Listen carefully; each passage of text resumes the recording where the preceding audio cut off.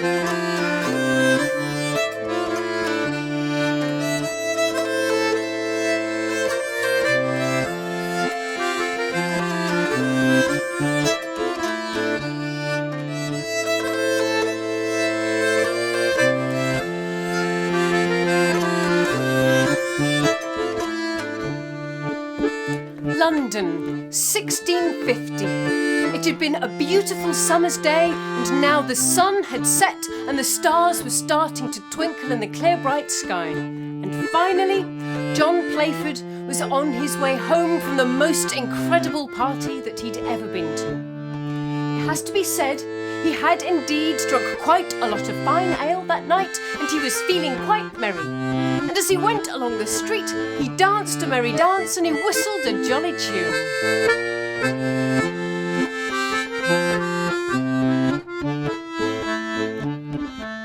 There'd been a lot of music at the party that night, and John's head was spinning with all of the melodies that had been played.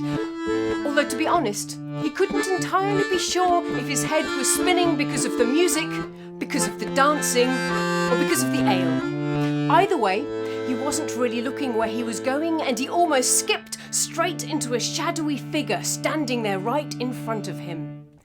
This figure's face was obscured by a big black floppy hat, but there seemed to be a secretive little smile on his lips and a slight red glow in his eyes. "Good evening," said the stranger. "And a very good evening to you too," replied John. The stranger nodded in acknowledgement. "You seem to enjoy a good dance and a fine tune.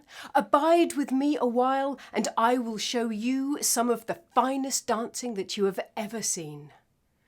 The air appeared to cool a little in the hot summer's evening, and it seemed to John that he ought to accept this invitation from such a beguiling stranger.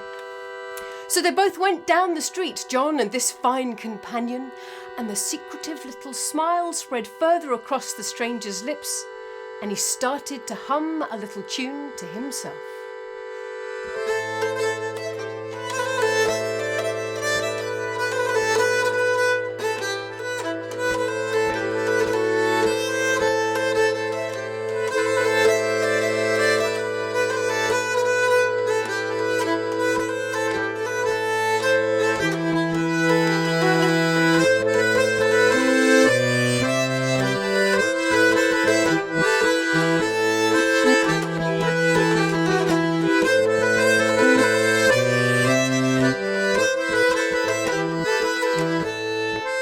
Down a dark alley they went, and even though John could still hear the bells of Westminster in the distance, he found himself in a meadow that he'd never noticed before. And standing there right in front of his eyes were some shimmering, beautiful goddess-like creatures, all poised, expectant, and ready for these two fine companions to arrive.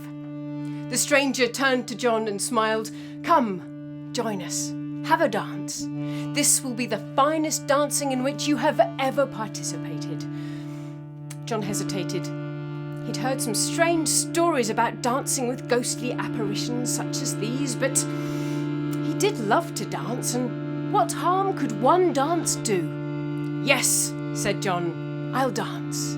Slowly, the stranger lifted his knuckleharper up under his arm, and he started to play a new tune that nobody had ever heard before.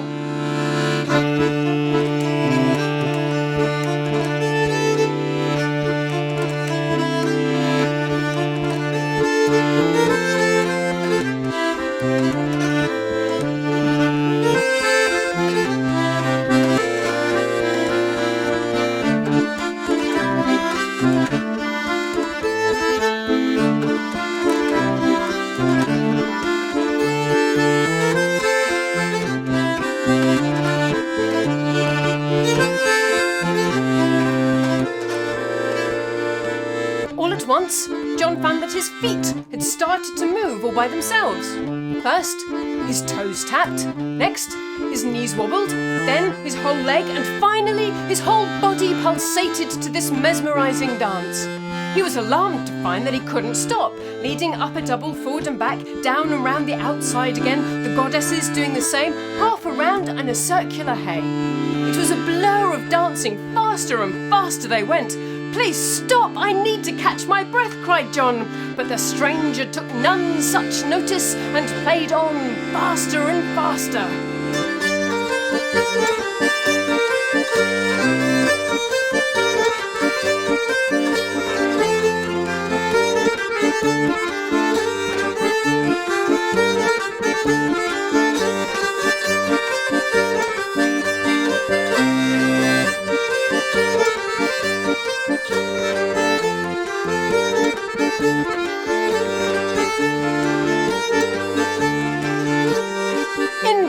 John cried for mercy, but it wasn't until as the sun began to rise that he heard the voice of his good friend Henry. "What in heaven's name are you doing dancing in the middle of the street?" cried Henry, and at that very moment the music ceased, the stranger and his creatures vanished, and with the spell broken, John fell to the ground in a dead faint. John never could fully explain that strange evening. But as soon as he had recovered enough, he went straight home and started to compile a manuscript of all of the music and all of the dances that he'd been party to that night. And it is said that that is how the Dancing Master Collection was created. It must have been some dance that night, and an incredible sight to behold in the place that in later years came to be known as Devil's Acre. For we still dance those dances and play those tunes that before that night had never been heard before.